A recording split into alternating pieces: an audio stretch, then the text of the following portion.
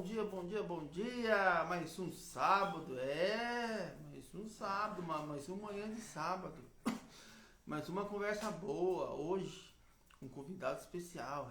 Vamos conhecer a famosa história. Ele é tradicional de circo. Ele é tradicional da palhaçaria. Vamos conhecer um pouquinho a história dele. Será que ele tá aí já? Vamos ver se ele tá aí. Enquanto isso, o doutor Cabralito entrou aí, ó, o Cabral, meu grande amigo.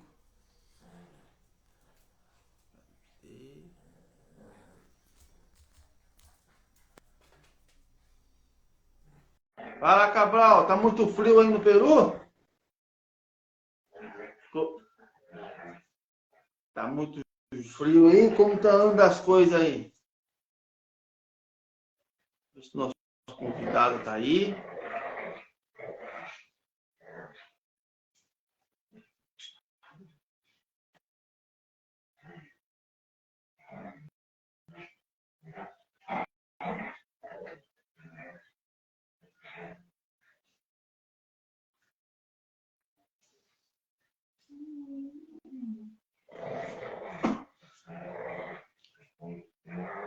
Tá frio demais.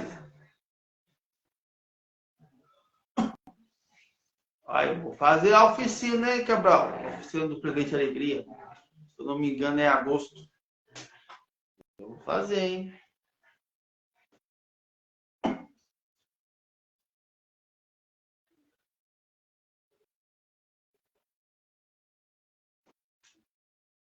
Acho que o nosso convidado tá aqui. Tá chegando.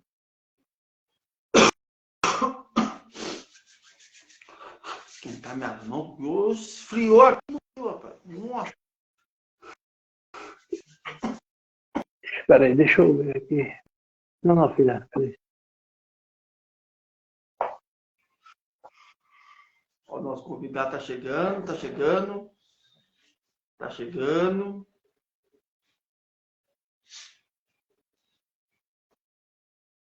Novo. É o frio, não é?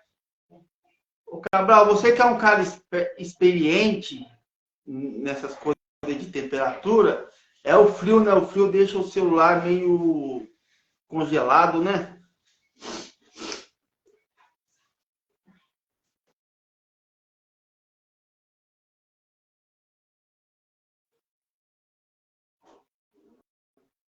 Não é verdade?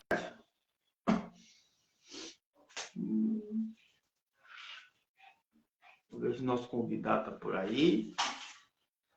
Enquanto isso, a Meg tá brincando pra todo lado aqui, ó. Olha, ó. Pegou o urso dela e foi pra lá.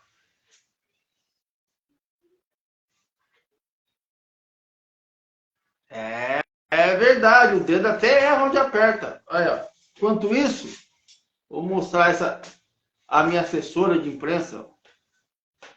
Daqui é minha assessora de imprensa, a Meg. Daqui é minha assessora de imprensa. Vai lá, Meg. Vai lá.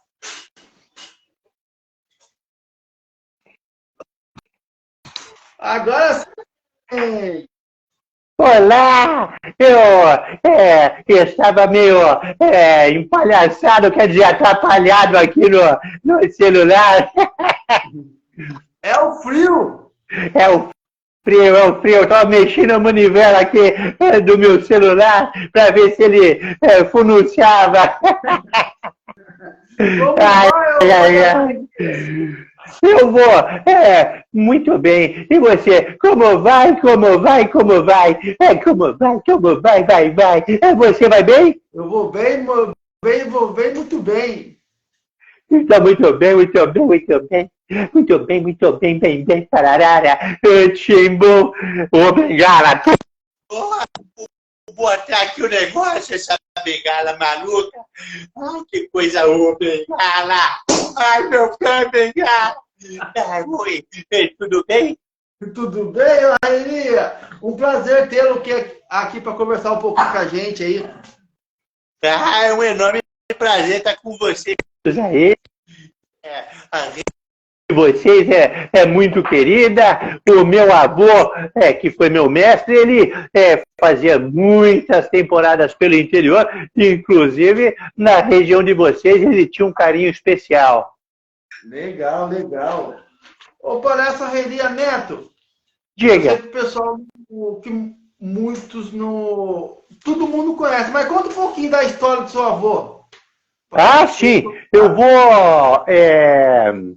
vou contar lá de trás. Posso contar lá do comecinho? Então, maravilha. Tudo começou lá numa região dos Alpes franceses, na região da Savoia, região de Grenoble. Naquela época, há muito, muito tempo atrás, era um condado chamado Seyssel. O condado tinha o nome do Conde de Seyssel, Conde Seyssel. Esse Conde Seyssel, ele era o meu tataravô. Muito bem. O que acontece é que, como todo circo, os circos, quando chegam para fazer temporada, eles precisam de um terreno para se estabelecerem e começarem a temporada. Então, eles pediram autorização para o Conde de Seyssel, e o que acontece é que, autorizados, eles montaram todo o circo, começaram a fazer apresentações e, evidentemente, naquela época, os primeiros que iam ver o espetáculo eram os nobres, enfim. E depois era o público em geral, e quem tivesse condições de assistir, podia assistir. Mas o que acontece é que tinha uma linda bailarina equestre, bailarina equestre, para quem não souber, acredito que muitos saibam, é aquela bailarina que faz a apresentação de seu número em cima do dorso do cavalo. E essa linda bailarina equestre era a filha do dono do circo. E aí o meu trisavô, Jules Seyssel, ele era professor na Sorbonne, e ele era professor e professor de educação física. E o que acontece é que ele era um excelente ginasta. E ele, quando foi assistir os espetáculos, enfim, quando ele viu aquela linda bailarina equestre, no final do espetáculo, ela costumava jogar flores na plateia. E ela, lógico, ela mandou aquela flor no peito do meu trisavô.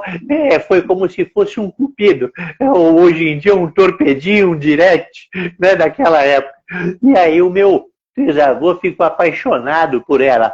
E ele voltou outras e outras vezes para assisti-la, mas na verdade tinha um duplo interesse, né? Tinha o interesse explícito de assistir o espetáculo e o implícito de poder ficar observando aquela linda bailarina. Porque naquela época, naquele contexto histórico, as pessoas não chegavam, não se aproximavam diretamente assim, né, da mulher, era tudo muito devagar, com muita elegância.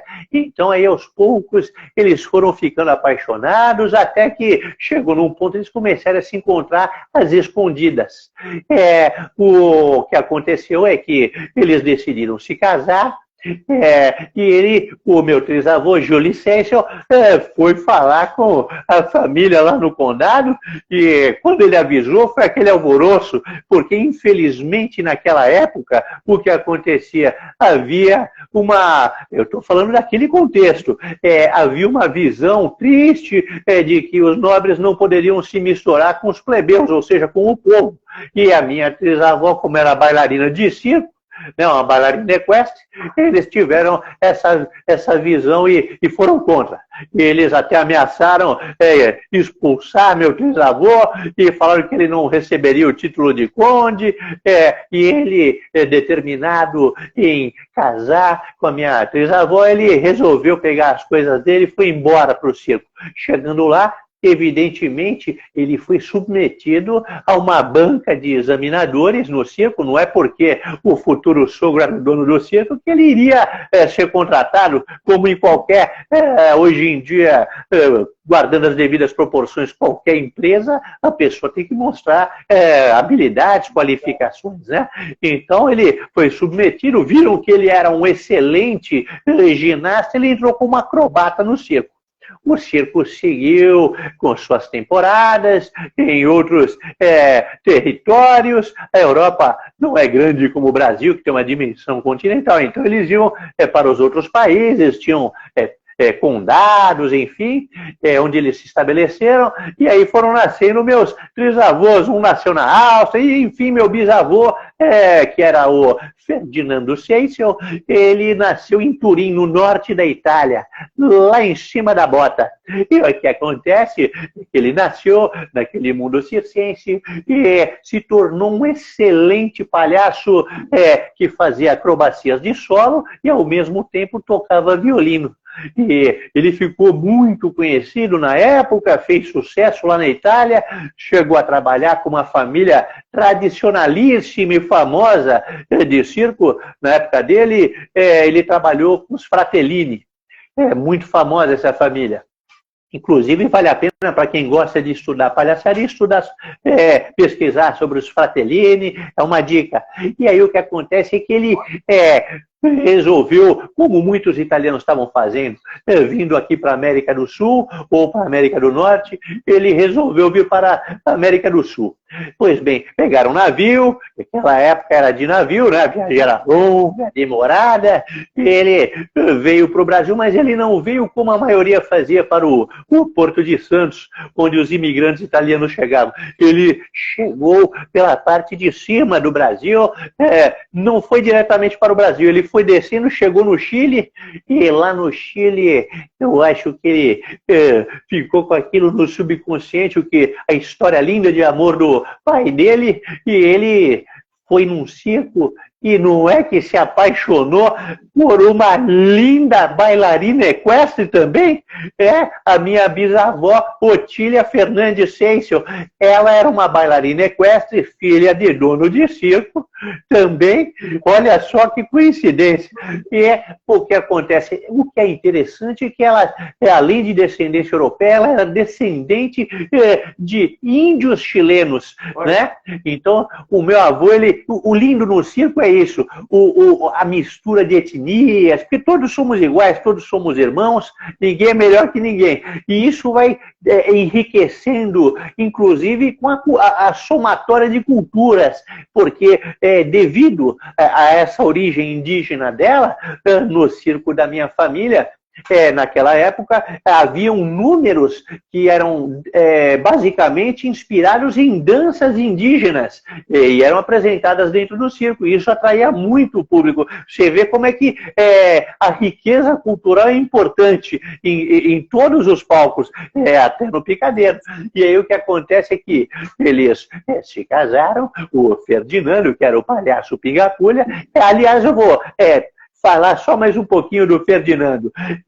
O meu bisavô Ferdinando, ele era um palhaço excêntrico. Para quem não souber, acredito que quem já é do mundo da palhaçaria e está assistindo sabe, mas às vezes tem pessoa que não é palhaço e pode estar assistindo, ou que vem assistir futuramente. O palhaço excêntrico não é no sentido de excentricidade da pessoa, é que ele tem um domínio tal, fantástico da música e dos instrumentos musicais, que ele consegue criar músicas e sons maravilhosos, tocar músicas em garrafas com água, taças com água, arames, latas, ele toca música em serrotes, enfim, o que tiver à mão, o palhaço excêntrico consegue tocar música. Eu peguei dessa voltinha para poder deixar essa informação para quem vier assistir. E, pois bem, eles foram descendo com a família, foram para a Argentina, chegaram na Argentina, alguns parentes ficaram fazendo temporadas e tal, e uma parte da família estabeleceu um circo lá. E outra parte veio pelo sul do Brasil, foi subindo, subindo, subindo. Quando chegaram no estado do Paraná, numa cidade que eu adoro falar o nome, o meu avô nasceu dentro do circo, na cidade de Jaguariaíva. Essa cidade é gostosa de falar, Jaguariaíva. O que acontece? Eu até brinco, às vezes, com a criançada, quando eu me apresento, eu falo, quem aqui sabe falar Jaguariaíva? A criançada se diverte. E aí o que acontece é que nasceu meu avô dentro do circo. Naquela época as pessoas nasciam de parteira e era muito comum, aliás, era o normal acontecer. As pessoas nasciam dentro de casa e ele nasceu dentro do circo, que também era, de certa forma, a casa dele. Mas, um detalhe, a minha família tinha uma característica das pessoas, quando iam fazer temporadas aqui no Brasil, o circo estava estabelecido aqui no Brasil, eles alugavam casas. Tá? Eles não ficavam em barracas atrás, nada contra barracas, estou falando uma característica, só informação histórica. Mas o meu avô, nascendo no circo, ele até brincava, ele falava, para aguçar a imaginação das pessoas, ele falava, vocês imaginam naquela época? Meu avô nasceu em 1905, ele falava, vocês imaginam, eu nasci e perto estava a palhaça barbada, a mulher barbada, os anões correndo, os elefantes, aquela loucura. Mas é lógico que foi reservadamente ali com o parteiro. Mas era uma brincadeira que ele fazia para as pessoas ficarem imaginando aquela situação de uma forma cômica. E o primeiro trabalho do meu avô foi Bebê Chorão. Ele falava que ele chorava maravilhosamente bem. Então, nas primeiras peças, esquetes, o meu avô gostava de chamar de comedinhas. Então, às vezes eu falo comedinhas, mas são os números que ele apresentava, que ele escrevia, são esquetes ou quadros, mas enfim, ele chorava e chorava bem. Depois disso, ele foi crescendo e a mãe dele começou a ensinar ele a ganhar um dinheirinho, porque naquela época a criança trabalhava, e trabalhava desde cedo, então, inclusive dentro do circo. Então, o que acontece? Ele queria... A minha família não era... como minha família havia saído, deixado o título e o brasão para trás, eles tinham aquela vida de circo que era uma vida dura, acordar cedo, pouco dinheiro, né? Então dependia dos números do espetáculo para ter o seu ganha-pão, o pão de cada dia. E aí o meu avô, é lógico, ele contava para mim, porque eu ficava com meu avô muito, desde tenra idade, e ele me contava que para ele ter um dinheirinho para comprar doces, comprar peão, ele pegava e tinha que trabalhar no circo. A mãe dele dava 10% para ele do que ele vendesse de amendoim. Ensinou ele foi o menino do amendoim. Porque vocês veem, quem vai em circo vê nos intervalos os artistas, é muito comum, até hoje, uma forma até tradicional, venderem, né? Sucos, pipoca, maçã do amor, enfim, exatamente, doces, uma delícia naquele intervalo, ou até tem também, lógico, ó, quem não quer comprar na arquibancada tem uma parte reservada nos circos que eles também têm para atender o público, mas tem os artistas atendendo. E o meu avô, como não podia ser diferente, ele vendia, e a mãe dele ensinou ele a torrar o amendoim, ele fazia o salgado, o amendoim doce, ensinou ele a fazer aquele cone de papel que a gente vê a latinha que a pessoa carrega com o fogareiro, ele fazia o cone e vendia e ganhava 10%. E aí o que acontece é que ele começou a perceber que ele podia ganhar mais dinheiro. Você vê que aí a pessoa ela começa a observar mais e aquela vontade de crescer, né, que é natural do ser humano, ele via que toda vez que o circo chegava na cidade, tinham alguns garotos que queriam ajudar para poder assistir de graça o circo. Minha família deixava, era comum deixar a criançada assistir de graça. porque tinham crianças que não tinham condições, e eles queriam ver essas crianças felizes, compartilhar informações culturais. E aí o meu avô selecionava 2 garotos da idade dele aproximadamente, que ele percebia que eram mais espertos, e ele convidava, pagava um dinheirinho para esses 2 garotos, e o que acontecia é que ele pagava esses garotos e ele tirava a diferença, ficava com a diferença dos 10% da venda que os garotos faziam, e começou a ganhar um pouquinho mais de dinheiro. E aí eu dei essa volta para contar uma coisa interessante. Para vocês saberem como o Arrelia começou, e vocês sabem onde ele chegou, vou até comentar mais para frente. Isso é inspirador para a gente ver que todo mundo tem que batalhar, porque o sol nasceu para todo mundo. Você vê, ele começou como o menino do amendoim e virou o grande palhaço Arrelia.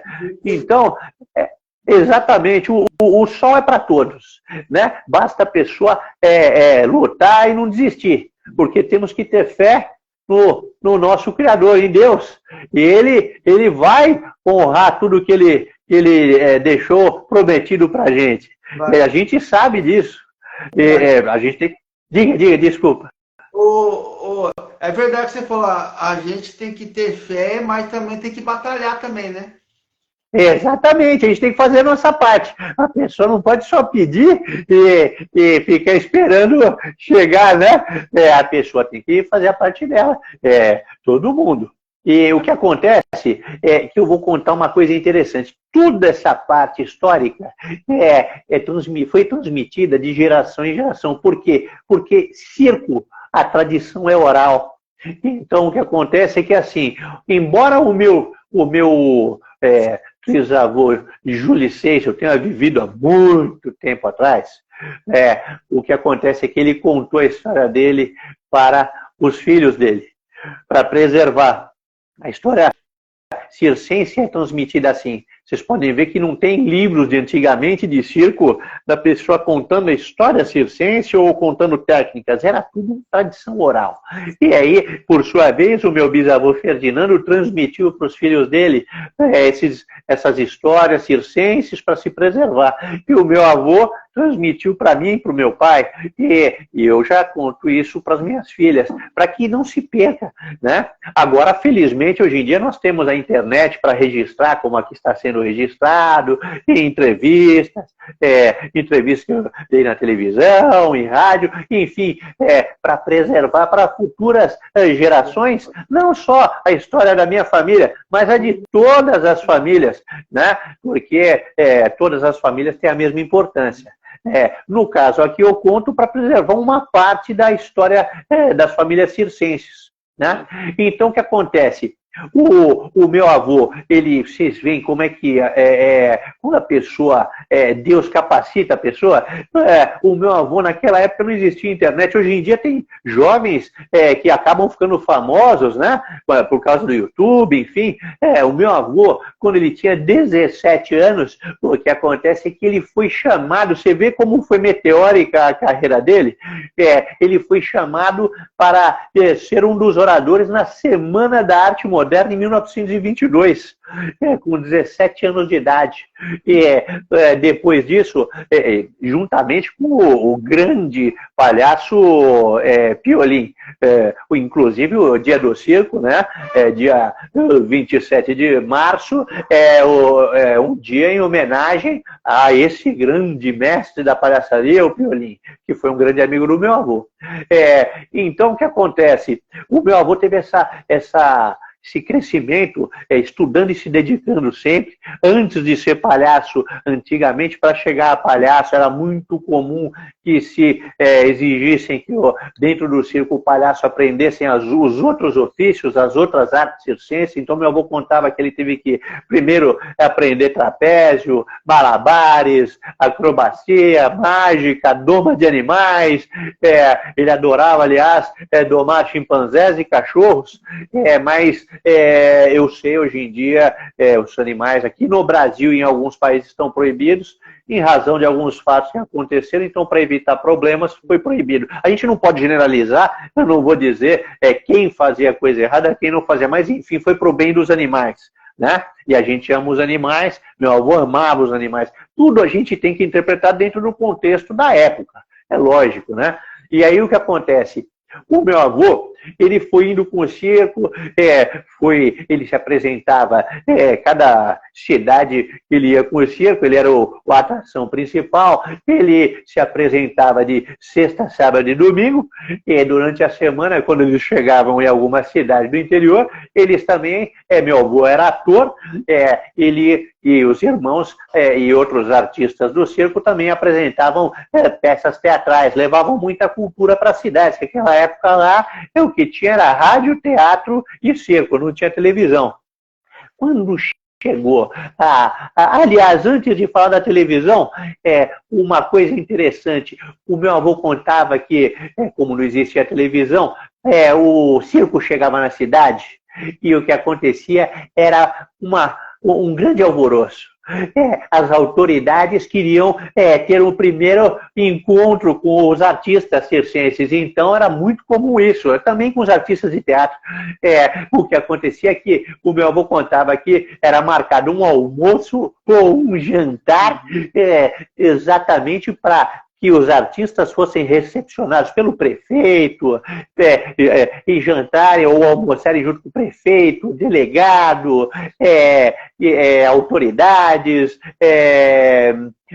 juízes da cidade, promotores, delegados, enfim, isso era muito comum.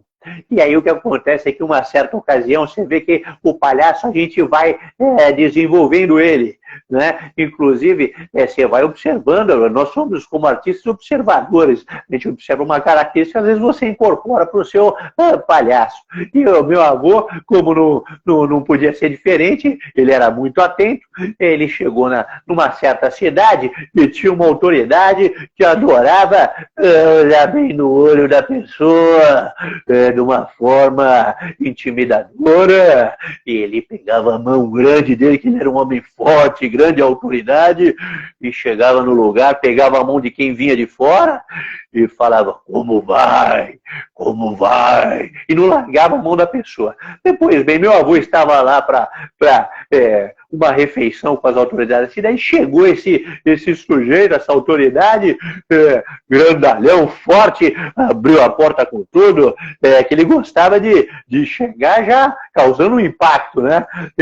Ele entrou, foi direto pro meu avô, olhando pro meu avô, pegou na mão dele e fez isso. Falou, como vai? Como vai? Como vai? O meu avô, na hora, já viu aquela insight assim, e já pegou na mão dele, já estava de mão dada, e falou, eu vou bem, muito bem, muito bem, muito bem, muito bem, bem, bem. E aí foi aquela gargalhada geral.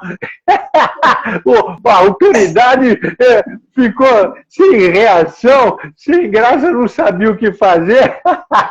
E aí ele acabou incorporando isso, que virou o bordão dele, né? Virou até marchinha de carnaval. Você vê como é que o palhaço, ele vai criando, ele vai improvisando. Outra característica, vocês podem ver, o palhaço Arrelia, o palhaço Arrelia, ele fala ofegante às vezes. Então o que acontece? Isso, o meu avô, ele também incorporou, tinha uma pessoa que ele conheceu, que era fã dele, e a pessoa falava, Arrelia, eu sou seu fã, eu gosto muito de você. E aí ele falou, poxa vida, isso fica muito bom pro meu palhaço, e incorporou. Pode agora, desculpa ter me estendido, eu quis dar uma pincelada assim para... Tranquilo, fica à vontade. E por que o nome Arrelia?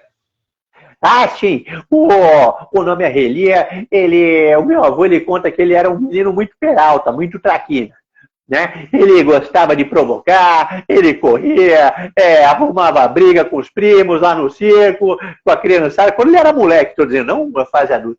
E aí o que acontece? Ele era um menino muito peralta, e o tio dele falava para ele, o dono do circo na época, falava, seu Arrelia, e aí o meu avô no começo, quando ele era garoto, ele não gostou do apelido, né? Porque ele ficava arreliando as pessoas.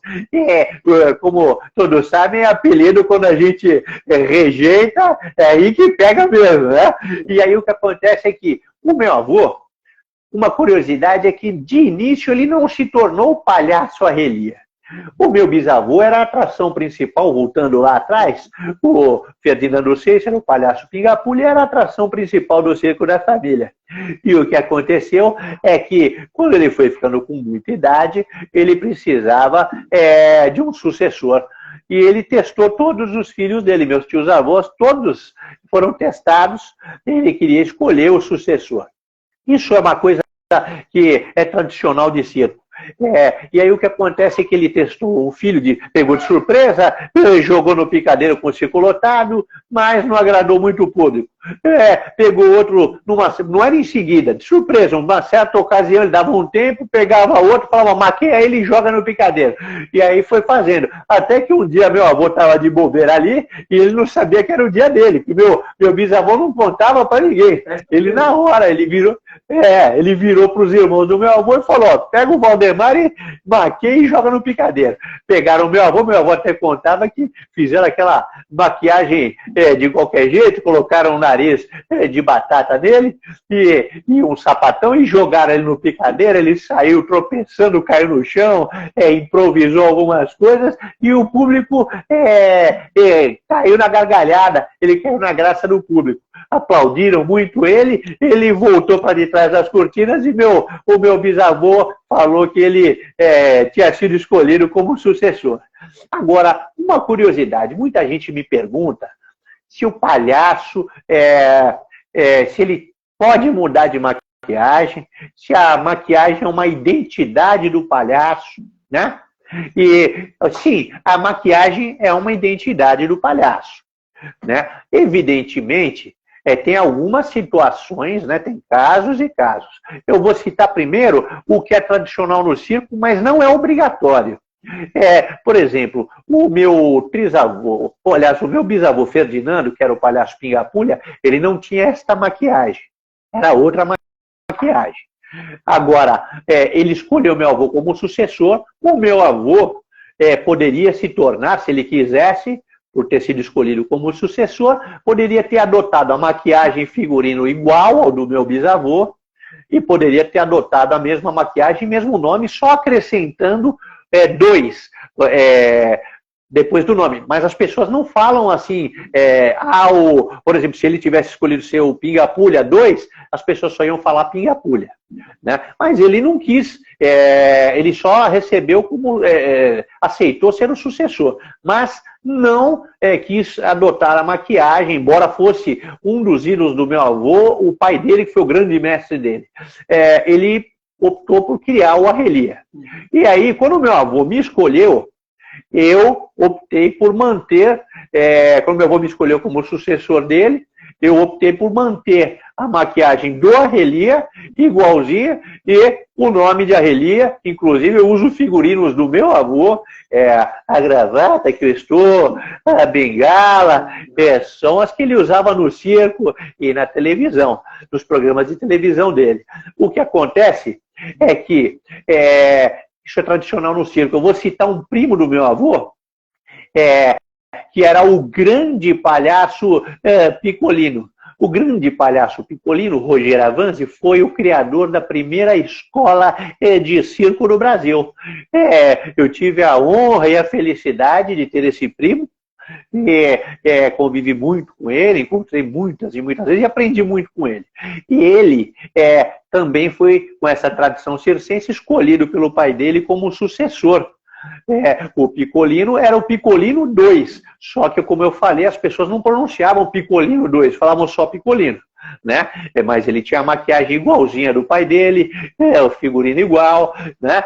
E, inclusive, também tem um outro palhaço de família de circo, que é o palhaço Tubinho, que o pai dele também era palhaço de circo, e ele também, e ele é sucessor, e você vê que ele seguiu a tradição como sucessor do pai dele. Isso é muito comum. O meu avô, ele tentou encontrar nos filhos dele o sucessor. Mas, inclusive, eu tenho um artigo de jornal guardado, que eu estou para publicar um livro, e aí vai sair dentro desse livro a imagem dessa reportagem, onde ele diz que, não com essas palavras, mas que entre os filhos dele, não tinha encontrado a pessoa com habilidade para ser sucessora dele.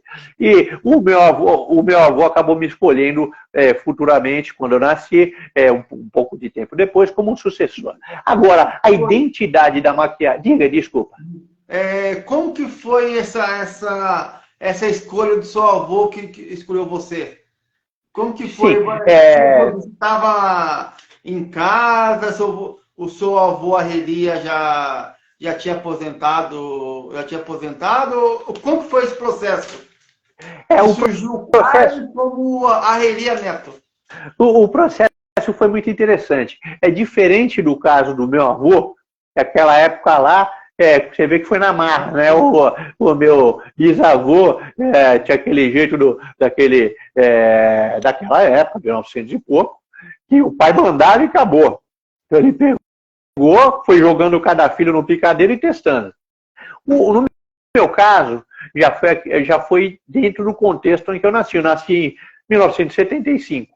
Pois bem, o que aconteceu foi que eu nasci, o meu bisavô ainda era vivo, o Ferdinando Seixas, o grande palhaço Pingapulha, e o que aconteceu é que o meu bisavô pediu para o meu avô me levar, bebê de colo, que ele queria me ver.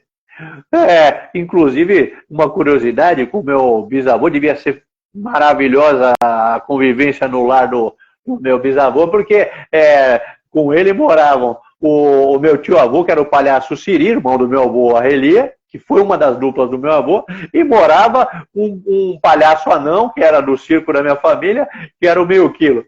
E aí aquele ambiente bem do universo circense ali, assunto circense e tal. Mas dei essa voltinha só para pincelar mais um detalhe. E aí meu avô, para atender a vontade do meu bisavô, foi com os meus pais e o meu outro avô materno, que não era de circo, e foram lá, porque meu avô materno queria conhecer o grande palhaço Pingapulha, que tinha sido o palhaço do começo dos anos 1900.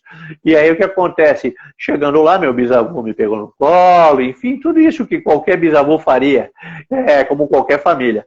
Mas o meu avô falou que depois disso, o meu bisavô ficou falando para o meu avô que eu seria o sucessor, eu levaria a arte da família em frente. Eu daria continuidade. E isso, o meu avô falava, sabe aquilo que, quando a pessoa fala, o seu avô falava isso e tal, ele me falava, quando eu era garoto, o seu bisavô falava que você ia dar continuidade e tal. E o que acontece é que o meu avô, quando eu tinha uns 5 anos de idade, em 1980, ele foi aquele pai com açúcar, o pai com açúcar, né? Ele pegou, começou a me ensinar primeiro a parte da maquiagem. Então, porque é lógico, com 5 anos de idade você tem que pegar e ser de forma lúdica, né? Não adianta querer falar de uma forma técnica com uma criança que aí ela não vai se interessar. Então, o que acontece? Ele pegou, começou a se maquiar na minha frente, ele pegava na frente do espelho, me colocava junto dele, se maquiava, meu avô me contava que eu queria meter a mão na tinta e tal, criança, né? Como é natural, queria fazer aquela lambança com a tinta, só que ele falava, calma, fica observando o vovô, e assim foi indo, eu fui observando, e aí, quando eu cresci mais um pouco, o meu avô foi indo, foram etapas, né? É um método que ele acabou criando, assim, o que acontece, isso me marcou muito.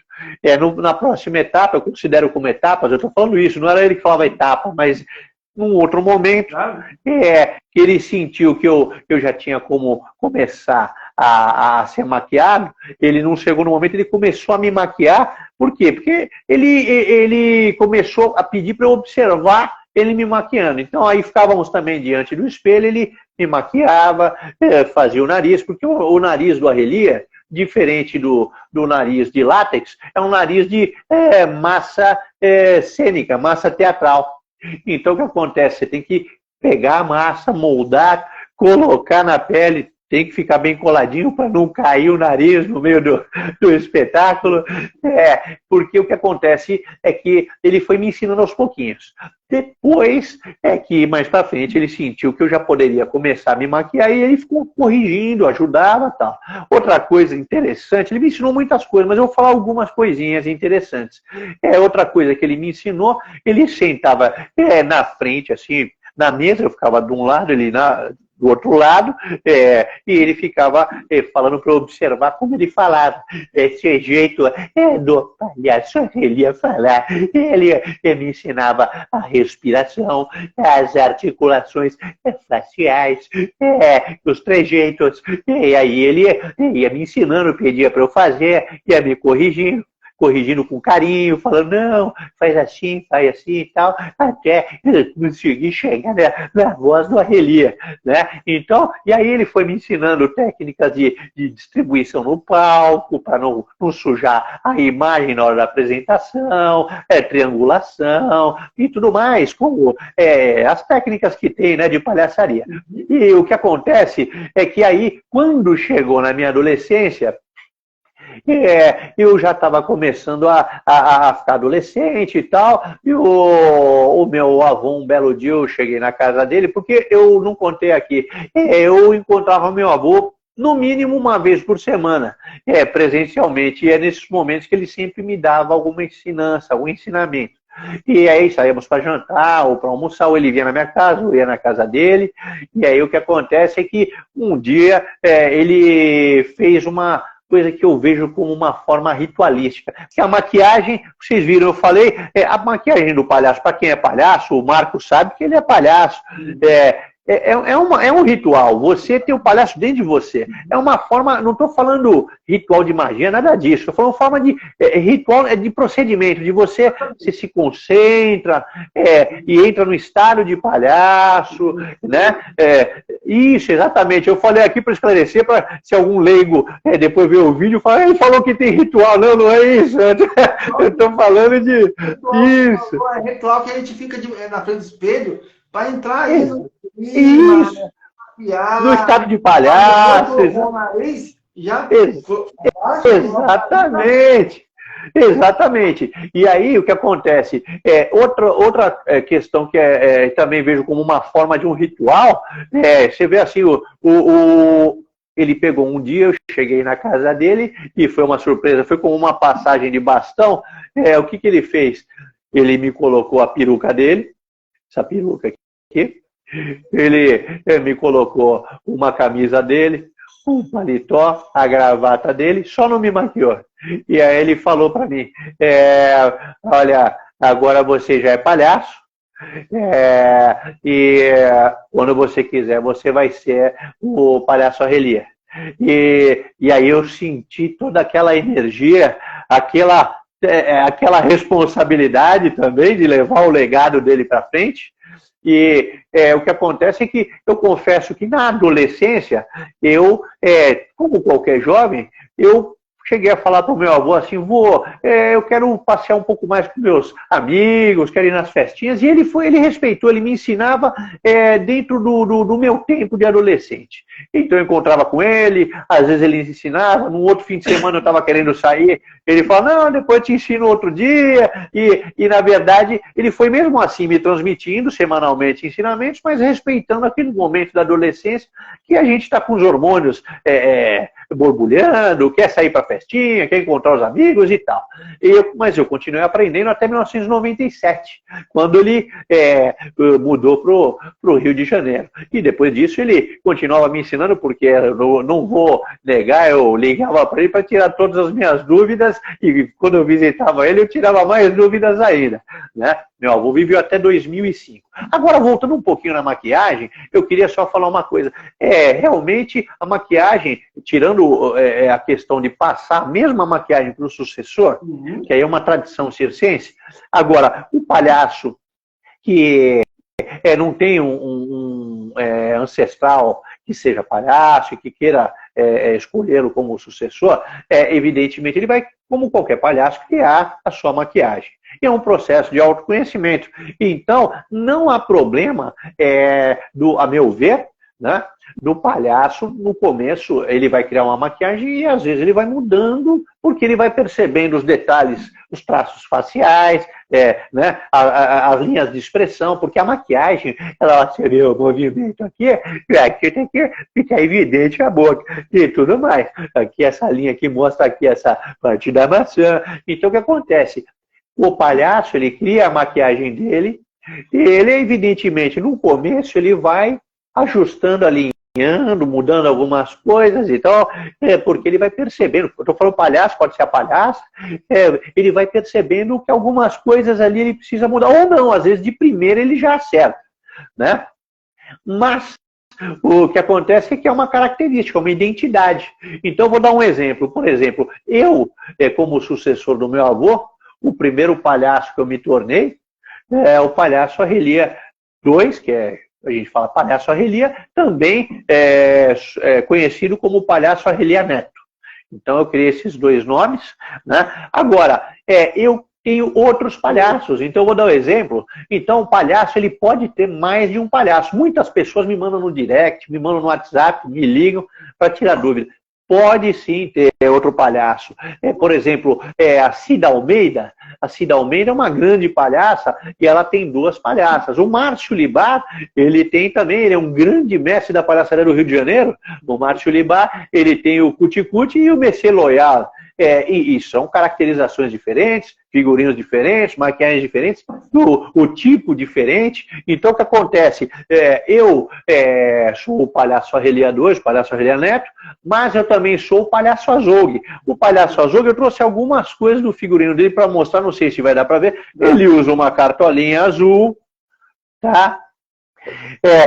Eu também sou um palhaço que é o palhaço mudo, palhaço que usa da mímica, que é o palhaço Alfinim. O Alfinim, ele usa esse chapéu de cangaceiro. Tá? O palhaço Arrelia, eu sou... como meu avô, como eu sigo o figurino do meu avô, né? Ele usa o palhaço Arrelia, eu uso o sapato social tradicional. Pode ser o marrom ou preto, tamanho normal. Agora, os meus outros palhaços usam sapatos grandes. Por exemplo, eu trouxe este sapato aqui, que é do Azougue. Esse sapato aqui, inclusive... foi feito por um dos seus recentes entrevistados. Isso, exatamente, do Fran Palhaço. Esse outro sapato, grandão também é do mesmo fabricante, que eu recomendo, que é muito bom. Esse segundo sapato, grandão, é do meu outro palhaço, que é o Pinga Pulha 2. Então eu também tenho o Pinga Pulha 2, que era do meu bisavô. E eu tenho outros palhaços. Então eu coloquei isso daqui para mostrar para vocês, tirar umas curiosidades. Por exemplo, outra curiosidade, o palhaço, eu já estava, um tempo atrás, eu estava conversando com um grande palhaço da atualidade, ele estava me contando que na Itália, tem algumas regiões ali próximas do Vaticano e tal. E o que acontece? Ele ficou sabendo, não é a ordem do Vaticano, não é a ordem da igreja, nem nada, e não estou falando de religião aqui, só estou falando uma curiosidade de figurino e maquiagem. Ele falou que ele ouviu de alguns artistas lá, enfim, se não me falha mal, foram de alguns artistas. Uma dica de não evitar utilizar figurinos com aquela cor que se usa no Vaticano, eu não sei se é um Bordeaux, um vinho, né? Então, você vê assim, que tem coisas que acabam influenciando os artistas. Outra curiosidade, com relação à maquiagem, na época do meu bisavô, e durante o começo da carreira do meu avô, existia uma superstição com relação à maquiagem azul. Tinham palhaços que se recusavam a usar maquiagem azul, não faziam maquiagem azul. E por quê? Porque eles acreditavam que dava azar. Você vê uma superstição, como passar embaixo de escada, ou quando está dando raio, cobrir o espelho. Então, o que acontece? São superstições. Mas o meu bisavô contava para o meu avô, isso é tradição oral, que provavelmente essa superstição da maquiagem azul dar azar, na verdade, não dá azar nenhum, tanto que tem palhaços que hoje em dia usam maquiagem azul. Mas teria provavelmente origem na época da nobreza, na Idade Média. Por quê? Porque os artistas chegavam nos condados, se apresentavam, pediam autorização, permissão para para fazerem, né, as apresentações, e era muito comum a cor azul, especialmente o azul royal, ser usado nas vestimentas e nos brasões de muitas famílias nobres daquela época, daquele contexto. E aí o meu bisavô falava que, às vezes, pelo que ele ouvia, não é que era um azar e nem que aquela cor daria azar.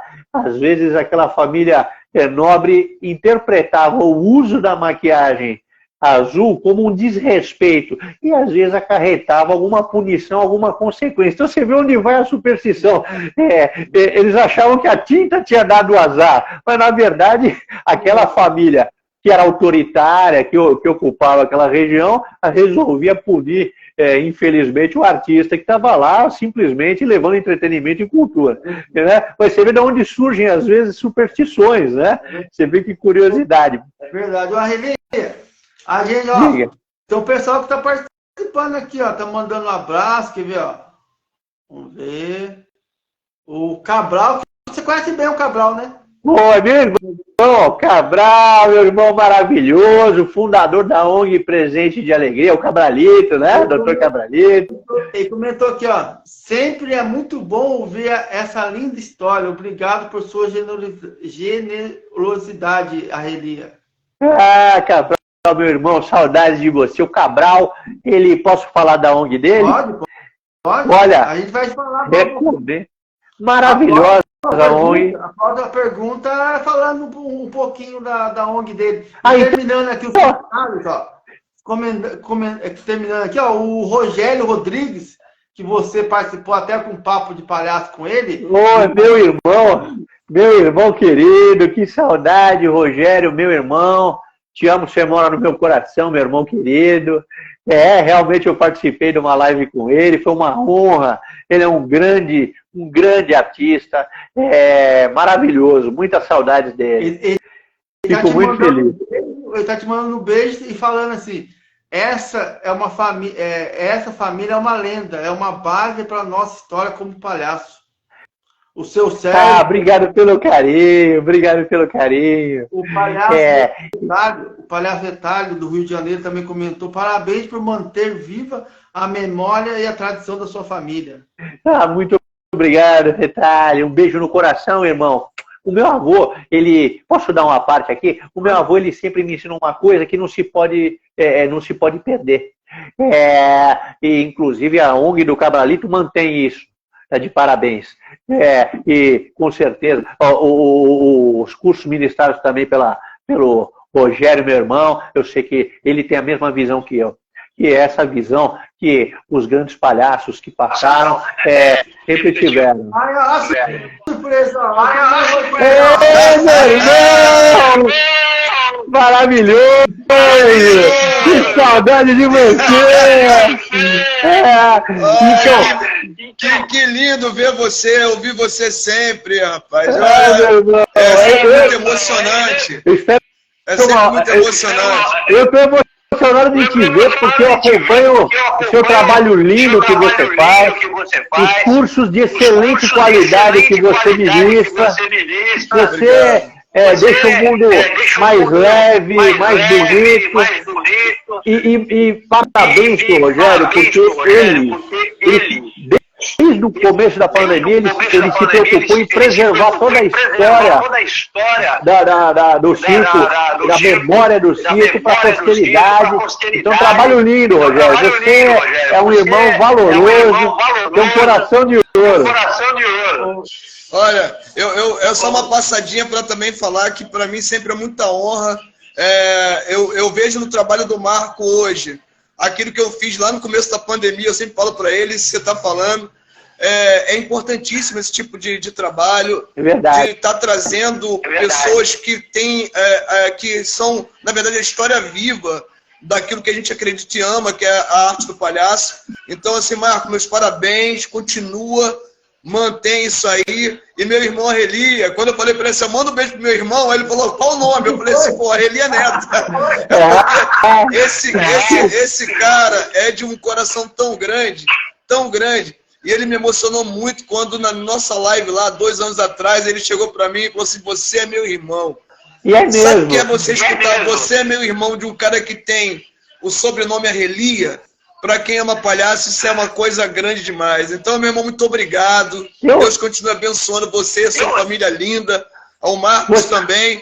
Conte conosco, a Ciatrinos. E tamo junto. Foi só uma passadinha para falar só o nome de vocês. A Ciatrinos é maravilhosa. Sigam, façam os cursos deles, que, olha, são dos... que é um elenco entre os top, assim, os melhores do Brasil. Inclusive, eu acho lindo isso, que o Rogério transmite isso, que é tradicional do circo. Essa energia da irmandade tem que ser preservada, porque os jovens que estão entrando na palhaçaria têm que saber disso, que nós somos irmãos, somos uma irmandade. Né? Então o que acontece? Não somos concorrentes, não somos. É uma somatória de irmãos. Ó, adorei te ver, eu tô muito feliz que você tá com a gente aqui. Tô emocionado. Eu não ia perder nada. Fico feliz. Espero te encontrar em breve no Rio de Janeiro. Sim, vai ser um prazer. Vamos tomar um café, vamos bater um papo. Que maravilha, vamos sim. Meu irmão, você mora no meu coração. Rogério, brigadão aí pela mais uma vez participar com a gente. Obrigado. Obrigado, Marcão. Foi uma honra, meu irmão. Que Deus te abençoe. Alô, Deus abençoe. Que maravilha, estou emocionado. Eu queria dar uma parte aqui para falar, Marcos, não sei se tem tempo ainda. Tem. Quando eu fui entrevistado pelo Rogério, eu falei do meu sonho de poder aprender a beber da fonte dos ensinamentos do Márcio Libar, que é um dos grandes palhaços, né, da atualidade no Brasil. É um palhaço já antigo aqui no Brasil. Né, eu falo da atualidade porque ele continua com a sua linda arte aí, brilhantemente. E eu tive, durante a pandemia, a felicidade de, depois de ser entrevistado no bate-papo com o querido irmão Rogério, depois eu tive a oportunidade de ser aluno, realizar meu sonho de ser aluno do Márcio Libar. Então, fiquei amigo do Márcio, outro irmão querido, maravilhoso. Você vai ver, se você entrevistar ele, você vai ver o quão generoso ele é. É um irmão maravilhoso. E eu sempre digo, quando eu faço palestras para os jovens palhaços, eu faço muita palestra, disso, o circo sempre teve isso, irmandade, família. Então, tem um conceito disso, a noção disso. O Dr. Cabral, o Cabralito, na ONG dele, ele preserva essa tradição. Você vê também uma grande família, é uma irmandade. Né? Aí você vê que o Rogério também preserva essa tradição, porque somos todos irmãos. Né? Deus fez todos nós irmãos, uma grande família, e todos a imagem e semelhança dele. Então, tenham consciência disso, os jovens que estão entrando para o universo da palhaçaria. Somos todos irmãos. E não vejam o outro jovem que está entrando como concorrente, somos uma irmandade. Desculpa eu ter dado esse à parte. E eu queria falar agora o nome de alguns grandes palhaços aqui. Posso falar para que quem futuramente vier assistir esse vídeo aqui poder, às vezes, ir beber na fonte. Porque meu avô, ele me ensinou por 17 anos direto, presencialmente, a arte do palhaço. Agora eu estou falando com a voz de Carlos, você vê? Depois que eu vi o Rogério, fiquei emocionado, eu comecei a falar com a voz de Carlos, do Carlos. E o que acontece o meu avô, ele tinha um ídolo que ele começou a assistir quando ele era criança. Esse é o primeiro grande palhaço que eu vou te falar que, ao meu ver, a base, o começo e o pilar que sustentou toda a nossa estrutura da arte da palhaçaria, né? O grande palhaço Benjamin de Oliveira. Eu não sei quem ouviu falar dele, mas ultimamente, graças a Deus, escolas de samba, livros foram publicados, no Itaú Cultural foi feita uma amostra maravilhosa, eu fui ver a amostra, e ele merece, e merece muito mais, o Benjamin de Oliveira. Né? Ele foi um palhaço completo. Né? Aliás, ele porque é imortal. O palhaço ele é imortal. O Benjamin de Oliveira, você vê, ele enfrentou toda e qualquer dificuldade e venceu todos os obstáculos, como o grande homem que ele foi e é. Ele foi um palhaço que fazia tanto o palhaço branco, que é aquele que é o palhaço metido a saber tudo, quanto o Augusto. Ele fazia o palhaço excêntrico, ele era um palhaço excêntrico. Por quê? Porque ele tocava mais de 10 instrumentos musicais, o Benjamin de Oliveira. Então você vê a riqueza que ele deixou aí de legado. O Benjamin de Oliveira cantava, dançava, ele escreveu inúmeras peças que dá para as pessoas pesquisarem. Tem o livro sobre o Benjamin de Oliveira. O meu avô teve a felicidade quando a minha família, meu avô me contava isso, meu avô falava com o olho brilhando, assim, porque meu avô ele era apaixonado pelo Benjamin de Oliveira, era fã dele. E muitas vezes, quando perguntavam para ele de quem ele era fã, ele falava que o ídolo dele era o Benjamin de Oliveira. E aí o que acontece? O meu avô, ele teve como mestre o meu bisavô, e aí ele teve 2 ídolos, né? Quem ensinou ele a arte e o Benjamin de Oliveira, que meu avô, ele falou que ele teve a oportunidade de ver quando criança, quando ele ia para Minas Gerais com o circo, a família. E aí, na fase adulta, ele teve a oportunidade de ficar amigo do Benjamin de Oliveira. A minha família teve uma temporada em Minas Gerais, naquela época as estradas eram tudo de terra, e o que acontece é que estava um barro só, aquela chuva, dias e dias chovendo, o circo da família chegou lá, e aí não ia público no circo. E aí o secretário do circo, porque circos maiores têm secretários, tem circo que tem até 2 secretários, 3 secretários. Enfim, o secretário do circo foi até o circo do Benjamin de Oliveira e voltou todo feliz para contar que o Benjamin de Oliveira, que ele tinha o pavilhão ali, um circo-teatro maravilhoso, um grande elenco, e as peças que ele apresentava de circo-teatro, né? E aí o que acontece é que eles uniram forças e fizeram aquela temporada juntos. Mesmo assim, infelizmente, não conseguiram atrair o público suficiente para ter lucro. Mas você vê que, na verdade, eles ganharam muito mais do que o dinheiro, porque foi uma somatória ali. Esses irmãos, né, se uniram ali como família, e quem pôde assistir esse espetáculo, eu queria ter tido a oportunidade de ter uma máquina do tempo e poder ter ido nessa temporada do circo da minha família com a família do Benjamin de Oliveira, porque isso, olha, eu vou te falar que foi, acho que um dos maiores espetáculos circenses que deve ter tido aí pelo mundo, né? Mas enfim, tem o grande Benjamin de Oliveira, tem o Piolim, né, que tem homenagem a ele, que é o dia do circo, tem o Picolino, meu primo, tem o meu avô, o palhaço Arrelia, meu primo Pimentinha, que era sobrinho do meu avô.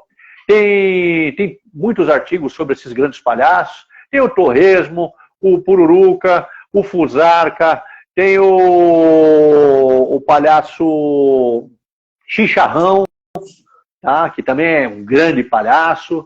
E aí outra curiosidade, o meu primo Pimentinha, que era o Walter Seissel, ele é parente do grande palhaço de cara limpa, o Manfred Santana. Eu parei aqui para lembrar, porque é tanto nome na cabeça.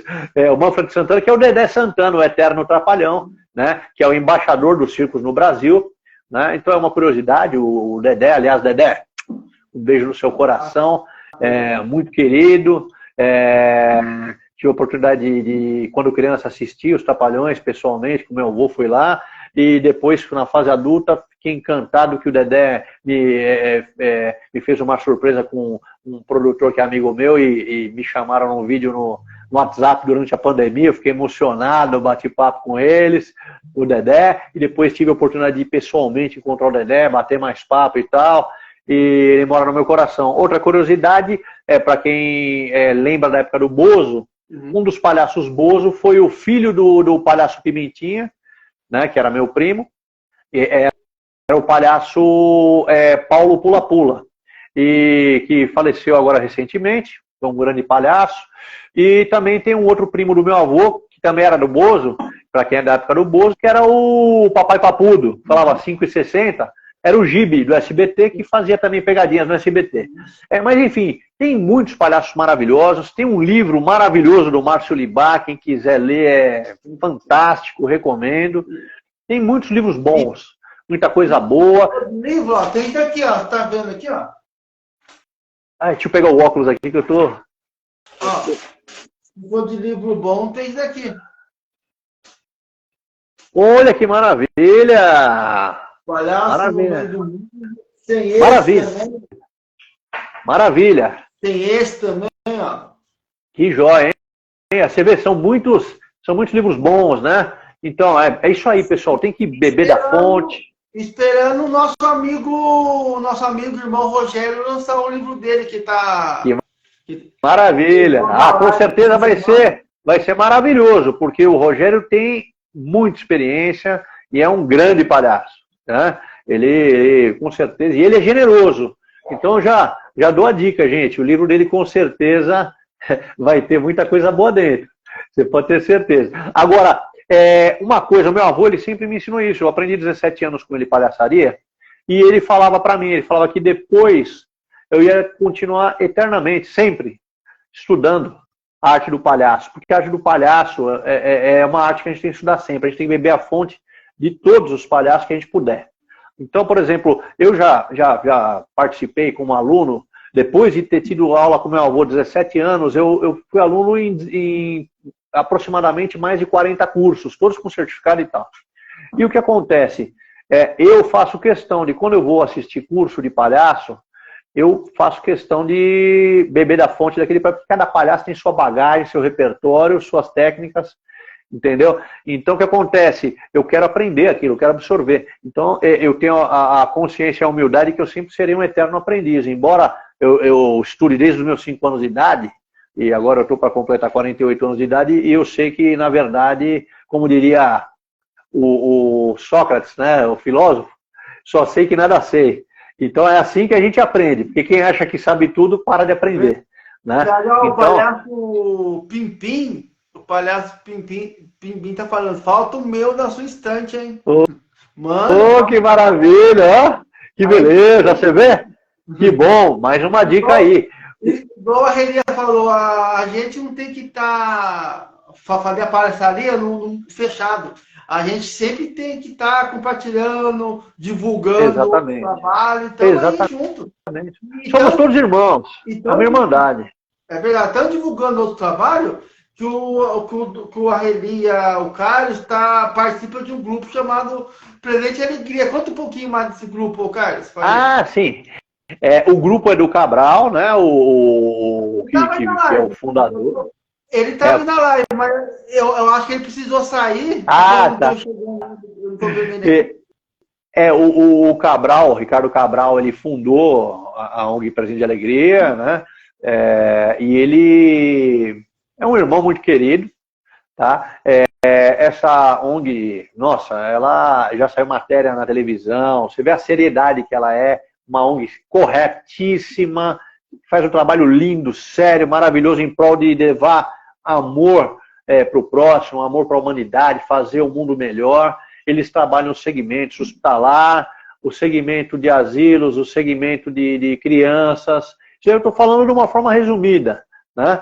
Eles atendem, se não me falha a memória, mais de 40 instituições, atendem instituições no estado de São Paulo, no Rio de Janeiro, em Brasília, tem outro estado ou outros estados, mas agora de cabeça não me lembro. Mas, enfim, eu recomendo, é uma ONG maravilhosa, quem quiser conhecer. Como conheceu essa ONG? Sim. Foi assim. Eu comecei, meu avô, eu vou voltar um pouquinho. O meu avô, além de ter me ensinado a ser o artista, o palhaço, né, a arte do palhaço, que ele viu dentro de mim o palhaço, senão ele não teria me escolhido como sucessor. E aí o que acontece? Além disso, ele plantou uma sementinha dentro de mim. Que sementinha seria essa? Ele pôs no meu coração uma semente que é a da caridade, né, de ajudar o próximo. Porque o meu avô, antes, não estou desmerecendo o Pat Adams, mas só para ter uma noção de linha histórica, assim, né, do tempo. antes de existir Pat Adams, antes de existir os queridos e amados irmãos, que são os Doutores da Alegria, tal, lá na década de 50, e o meu avô já fazia visita, trabalho voluntário como palhaço Arrelia, visitava hospitais, instituições de caridade, ele visitava o Hospital das Clínicas, ajudou a fundar um outro hospital, que hoje em dia é uma maternidade, e fazia muito trabalho de caridade. Ele levava, no final de ano, em comunidades carentes, caminhões de brinquedos, que ele tinha amigos que eram fabricantes de brinquedos, mas ele fazia aquilo que está no livro sagrado, na Bíblia. O que uma mão faz, a outra não precisa saber. Eu estou falando de uma forma assim, para ficar mais claro. Então, por que eu falo isso? Porque ele não pegava e ele não chamava a imprensa para mostrar que ele estava indo num lugar, ele não expunha quem ele estava doando brinquedo, ele não chamava, sabe, a mídia para falar, olha, vou dar brinquedo aqui. Não, ele ia lá com as pessoas, entregava os brinquedos e ia embora. Para ele se sentir bem, para fazer o bem ao próximo e se sentir bem. Uhum. Né? E aí ele me contava isso, tem algumas fotos branco e preto que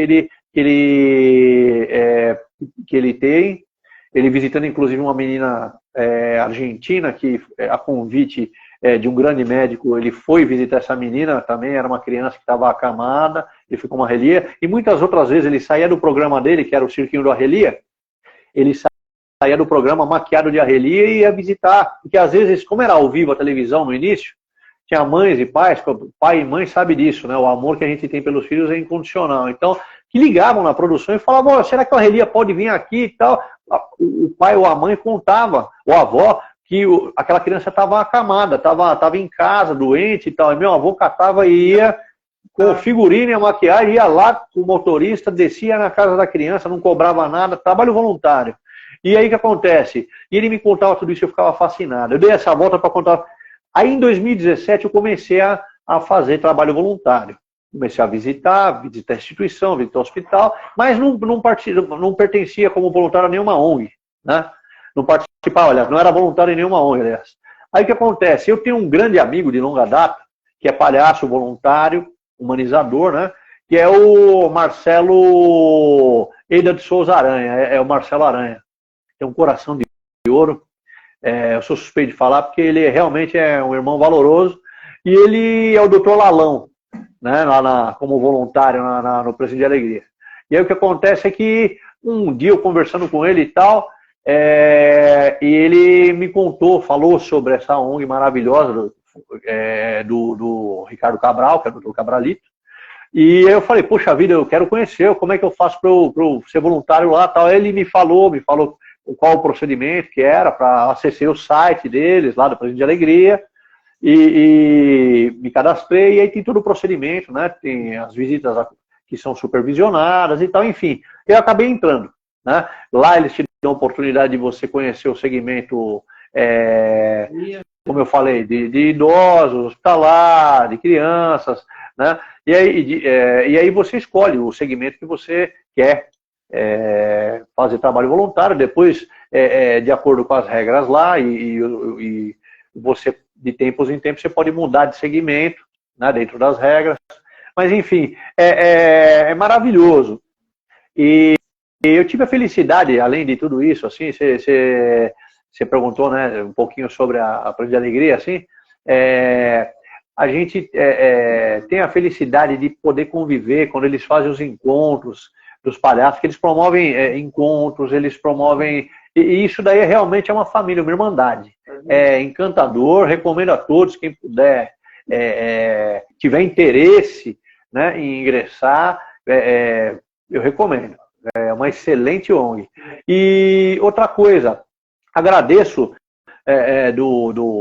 de você, meu querido irmão Marcos, pela sua generosidade e por você demonstrar que você também tem isso no coração de ver todos como irmãos, e de dar esse espaço para falar sobre a ONG Presídio de Alegria. Está de parabéns. O seu trabalho também é maravilhoso.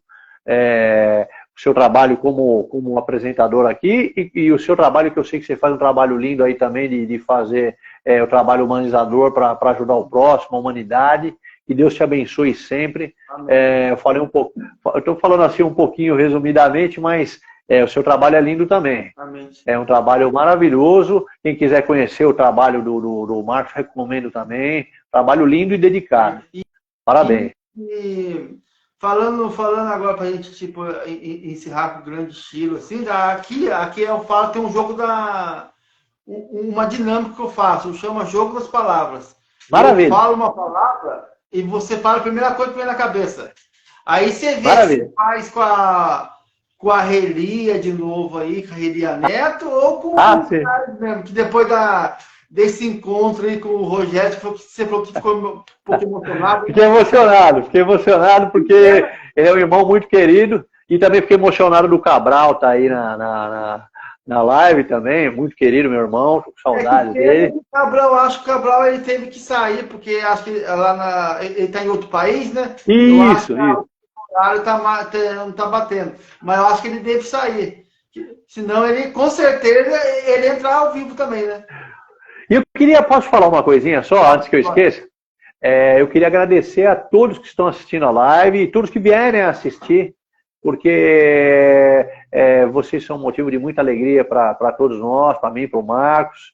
A gente gosta muito de poder transmitir um pouco da arte do palhaço, do universo do palhaço, um pouco da arte da humanização. Então, agradeço muito o carinho de vocês. Que Deus abençoe todos vocês. E está preparado, Arelia? Opa, pode falar. A primeira palavra, amor. Amor? Amor é Deus. Deus é... eu respondo com a palavra, né? Então Deus. Amizade? Amizade é ouro. Família? Família é tudo. Agora Deus. Deus bom, aí você me pegou, porque só de falar o nome, só de falar em Deus, Deus para mim, o que eu posso te falar, a palavra, eu não teria palavra para medir tudo que eu sinto de amor por Deus. Estou até emocionado aqui, porque é tanta gratidão, mas Deus está acima de tudo, Deus é maravilhoso. E agora duas palavras. Presente e alegria. Presente de alegria? Presente de alegria é irmandade e família. Legal. E agora, o que você acha se o seu avô tivesse aqui em cima? O que ele diria para você hoje, Arelia Neto? Eu acho que o que ele diria é aquilo que ele sempre me falou. Ele me falava sempre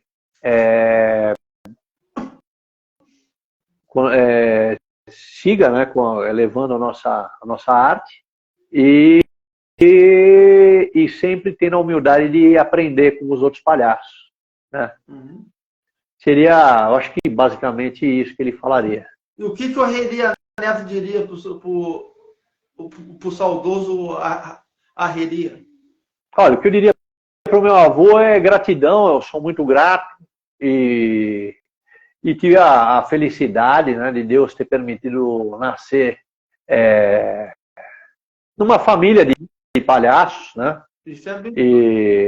E aí eu vejo isso como uma bênção, Deus me deu essa oportunidade, então o que eu queria falar isso para o meu avô, gratidão, agradeço por ele ter me escolhido como sucessor dele, tenho gratidão. E como que faz para levar o Arelia Neto para dar palestra, apresentações? Ah, sim. Eu peço que quem tiver interesse em falar comigo, eu não dou meu celular, porque aí também pode ter pessoas que fiquem ligando só para... não as pessoas que querem aprender palhaçaria, mas estou dizendo... Tem pessoas que às vezes querem ficar batendo papo e tal, e aí a gente tem as nossas atividades, fica meio complicado, não é? Não desmerecendo. Eu adoraria ter tempo que o dia tivesse... sei lá, 48, 72 horas, mas é que a gente evita usar o celular por causa disso, porque senão fica complicado. E no direct do Instagram fica mais fácil, porque dentro do tempo que a gente tem disponível, a gente consegue responder para as pessoas, né?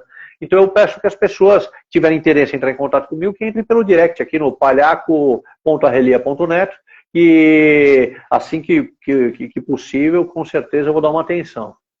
Legal, legal. Para a gente poder conversar, combinar alguma coisa, se for o caso. Legal, legal. E eu fiquei sabendo também que você ganhou um prêmio internacional Slide Cloud. Ah, é o seguinte, eu pertenço a um outro grupo de palhaços, e esse grupo é um grupo que tem 23 hospitais pediátricos, né? E esse grupo ele tem 20 hospitais nos Estados Unidos, um hospital no Canadá e um no México. Então o que acontece? Eu sou membro, tive a honra de poder me associar a esse grupo, né? Fui convidado pelo potentado dos Shriners, eles chamam Shriners. O potentado é o cargo hierárquico aqui no Brasil, do clube deles aqui, mas não é clube no sentido de clube de esporte, piscina, chama clube só, é o termo, né? O que acontece? É o Amal Shriners Brasil. E o potentado, não sei se foi em 2020 ou 2021, entrou em contato comigo, me convidou para ser o embaixador do ISCA, que é o ISCA, a sigla ISCA, International Shriner Clown Association, que é uma das 3 associações maiores dos Estados Unidos e uma das mais antigas dos Estados Unidos, que fazem trabalho filantrópico para ajudar crianças queimadas, crianças que têm fissura no palato, crianças que têm má formação na coluna, enfim, alguns quadros clínicos, né? Eu não sou da área da saúde, desculpa se eu falar algum termo que não seja o correto tecnicamente, mas o que acontece é que aí a gente faz trabalhos em prol também de ajudar a arrecadar verba para essas crianças serem ajudadas, os pacientes serem ajudados, né? Então, pra vocês terem uma ideia da seriedade desse grupo aí, eu vou falar 2 grandes palhaços, para quem gosta de estudar palhaçaria. Vocês lembram que nos Estados Unidos tem aqueles palhaços famosos que tem aquela roupa de vagabundo, que é o palhaço Trump, né? Então lá nos Estados Unidos é tradicional esse tipo de palhaço. E 2 foram muito famosos lá, né? O Emmett Kelly, né? Que tinha o palhaço Where Willie, e tinha o outro palhaço que era o Red Skelton, que era um humorista que teve programa de televisão muito famoso, e esse Red Skelton era o palhaço Freddy the Freeloader. Esse Red Skelton, ele foi membro honorário desse grupo que eu faço parte, e o Magro, do Gordo e o Magro, também foi membro dos Shriners, né, para ajudar crianças e tal. Então eu tive a honra, a felicidade de poder me associar a esse grupo de palhaços, né? Até postei recentemente o certificado e tal, e eu participo de eventos filantrópicos quando eles fazem os eventos, quando nós, Shriners, fazemos os eventos para ajudar as crianças, né, esses pacientes. Então o que acontece? Eu vou voluntariamente quando eu vou nos eventos, e aí eu já tive a oportunidade e a felicidade de receber, agradeço o carinho, né, de já ter sido homenageado 2 vezes por eles, né. Eu posso pegar aqui a homenagem? Fica à vontade. Fica à vontade. Enquanto isso, eu vou ler quem está aqui na live aqui. O Palhaço Retalho continua. Um abraço para o Palhaço Retalho do Rio de Janeiro. O Palhaço Pimbim. Ô, Palhaço Pimbim, eu quero seu livro, hein? Vou marcar um dia para a gente fazer uma conversa boa. Que legal! Vou ler esse livro também. O Aurélio. O Luiz Sansei está aqui também. E o Luiz Seixo, meu primo! É o Luiz Seixo? Está aqui também. O Luiz Seixo, olha, eu vou te falar, ele é um fotógrafo maravilhoso, olha, de excelente qualidade.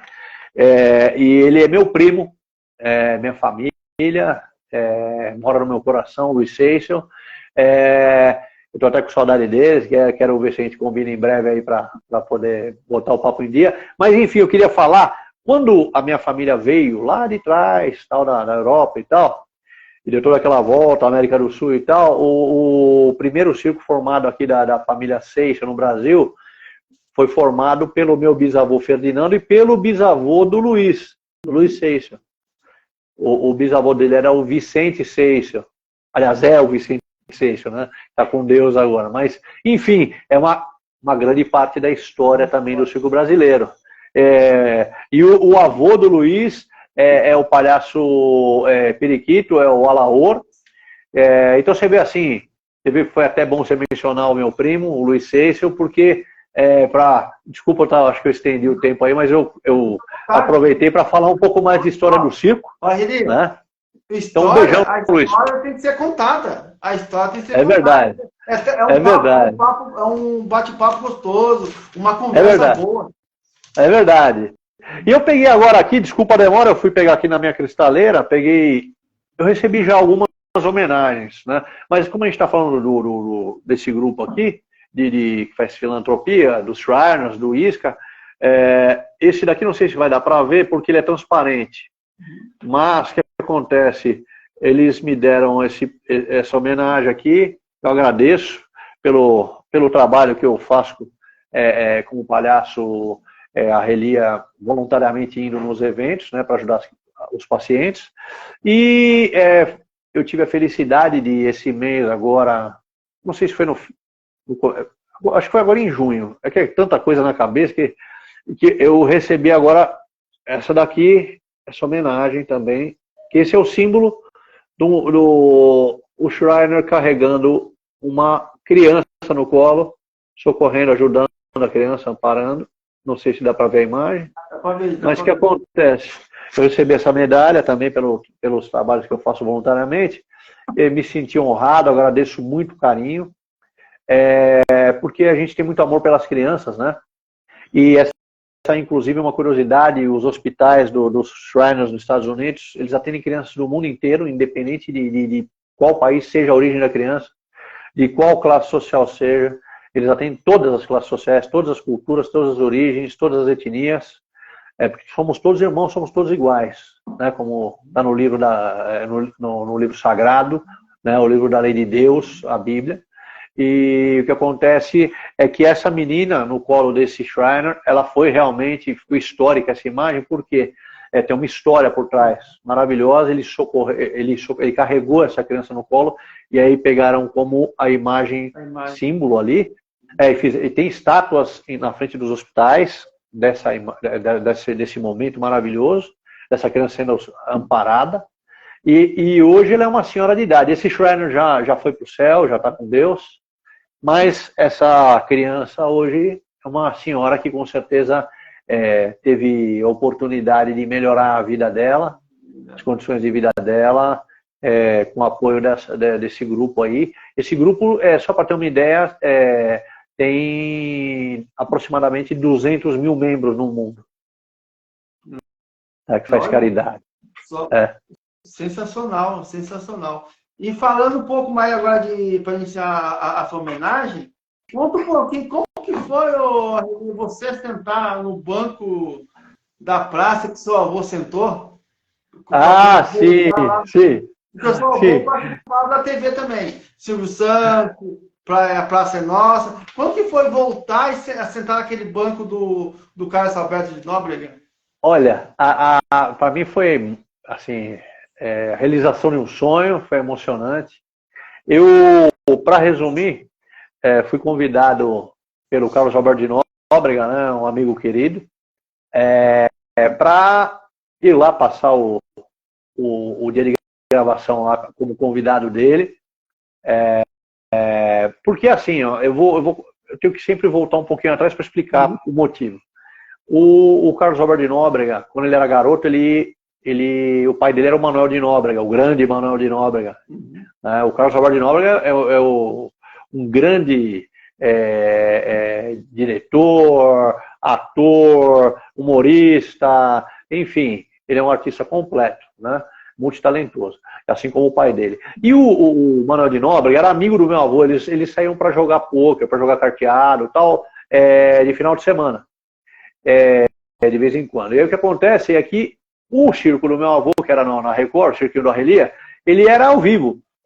E aí o Manuel de Nóbrega, que era amigo do meu avô, levava o Carlos Alberto de Nóbrega, quando era criança, para assistir o programa do meu avô. E daí surgiu também, além da amizade que meu avô tinha com o Manuel de Nóbrega, surgiu a amizade uma grande amizade com o Carlos Álvares de Nóbrega, né? E aí eu tive a felicidade do Carlos Álvares de Nóbrega, agradeço mais uma vez a ele aqui, aproveito a oportunidade, porque a gente tem as nossas famílias, como ele falou para mim e eu falo para todos, tem essa história de amizade, que a amizade é assim como a família e os amigos são os maiores valores que a gente tem na vida, né? Estou falando aqui na Terra, porque acima de tudo é Deus, né? E ele me convidou e eu tive a honra de ir lá conversar com o grande elenco dele, bater papo, me divertir nos bastidores. Tive a oportunidade de bater papo com o querido diretor e humorista Marcelo de Nóbrega, filho do Carlos Álvares de Nóbrega. Nós ficamos lá, tomamos café no camarim do Carlos Álvares de Nóbrega, batemos bastante papo. Depois fiquei ali na lateral do palco, ali onde ficam os convidados, inclusive no vídeo, no início do episódio deles, que acho que foi em março, se não me falha a memória. Começa o programa, eu apareço ali no começo, depois aparece o Matheus Ceará já no palco com o Carlos Álvares de Nóbrega e tal. Então, para mim foi uma honra a realização de um sonho, né? E sentir mais um pouco daquele gostinho dessa amizade de longa data que as nossas famílias têm, né? E é muito gostoso, é isso que eu posso falar. Fiquei muito feliz, fiquei emocionado também quando o Carlos Álvares de Nóbrega me convidou para ir lá. Enfim, é muito gostoso, né? A gente poder... É verdade. Você viu que é linda quando o bisavô passa para o avô, passa para o neto. A mesma começou com o Manuel de Nóbrega, aí passou para o Carlos Alberto. E Você vê? Daquela função vai passar para o Marcelo de Nóbrega, né? Sim, sim. Você vê assim, são todos talentosos. Tal. E o que eu acho bonito é isso. A tradição, você vê, vai passando, vai preservando, né? Eu acho muito bonito. O Dedé dos Trapalhões, que eu falei que ele é da família, ele tem parentesco com o meu primo, que é o Pimentinha, que foi dupla do meu avô, que era sobrinho do meu avô.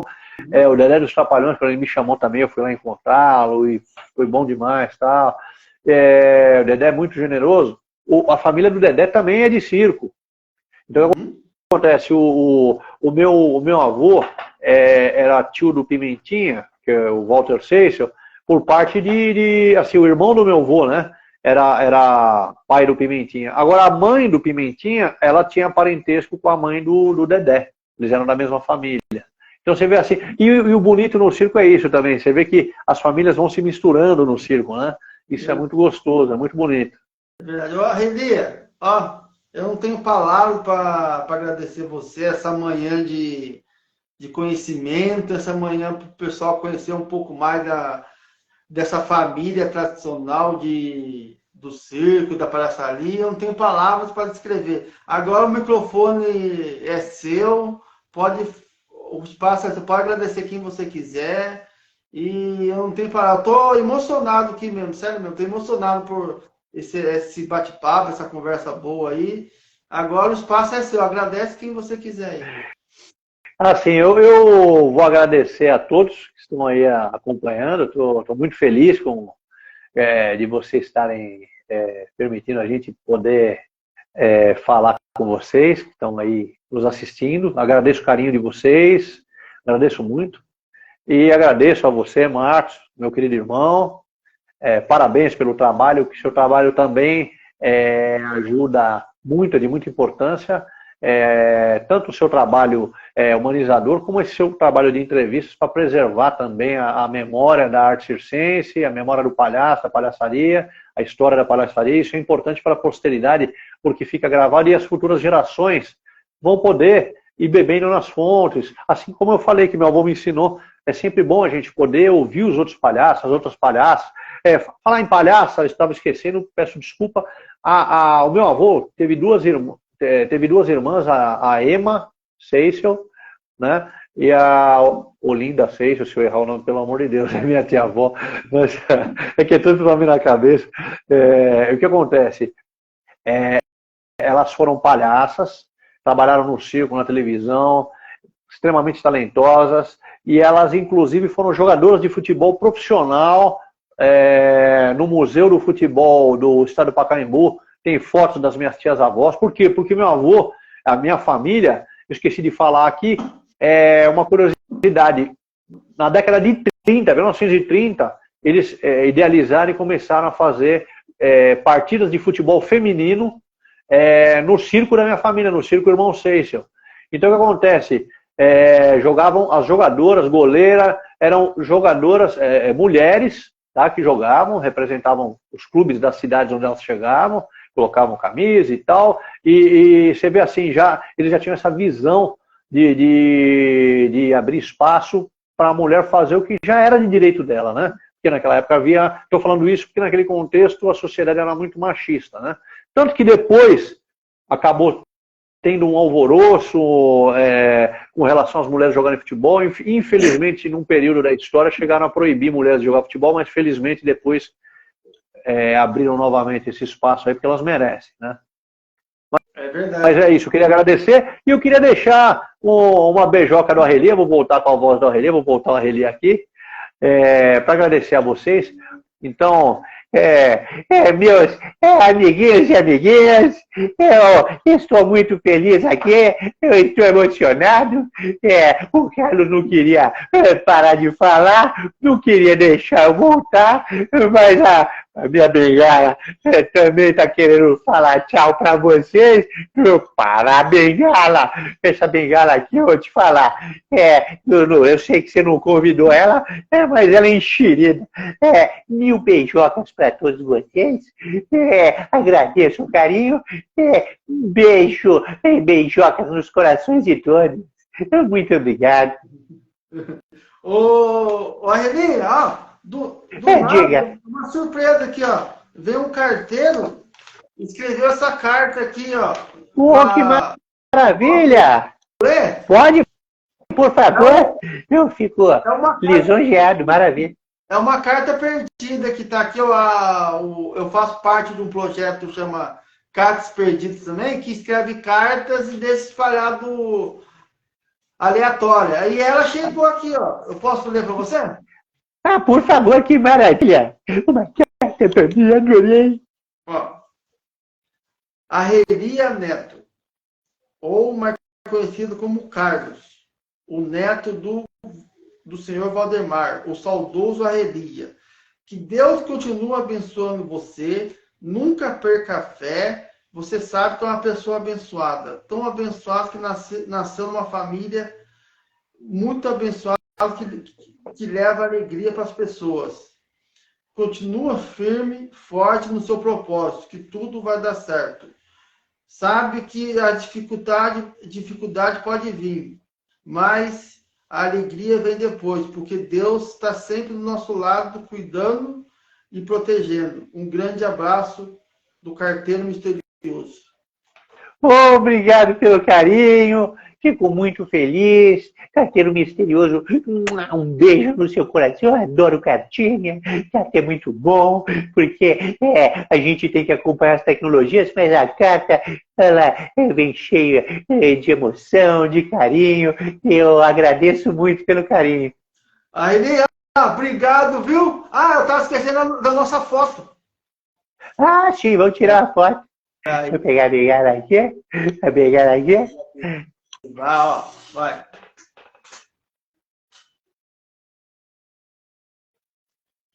Eu pisquei. Pronto. Arrelia, o Carlos, muito obrigado. Pode parar, pode. Sensacional. Arrelia, obrigado, viu, Carlos? Eu agradeço. O Carlos que está agora, que saiu um pouco. Arrelia, obrigado. Foi um prazer fazer essa live com você, conhecer mais um pouquinho. Sabe que tudo que foi falado já está aqui na minha cabeça, foi aprendizado, foi conhecimento adquirido, e que Deus possa abençoar ainda mais vocês, os projetos que você tem, Pode abençoar Agradeço. o cliente Alegria. E pode contar comigo aí para mandar quando você lançar seu livro. Se você quiser, a gente faz uma live também para divulgar esse honra. Vai ser uma honra. Eu te aviso sim, meu irmão. Agradeço o carinho e a generosidade. E pode contar comigo sempre aí também. Tamo juntos. E você mora no meu coração, meu irmão. Que Deus te abençoe. Agradeço o seu convite. Fiquei muito feliz com o convite de participar dessa live. Agradeço por você ser esse ser humano com coração de ouro, generoso e talentoso. Parabéns, que Deus te abençoe com grandes realizações que você merece. Obrigado. E vamos falar um negócio diferente? Então você sai por onde? Será que eu subo para o quadrado daqui? Não? Ou você vai aqui? Vamos ver. Ó. Tchau, Eli. Eu vou pular da bengala pro outro, que é isso? Tchau. Tchau.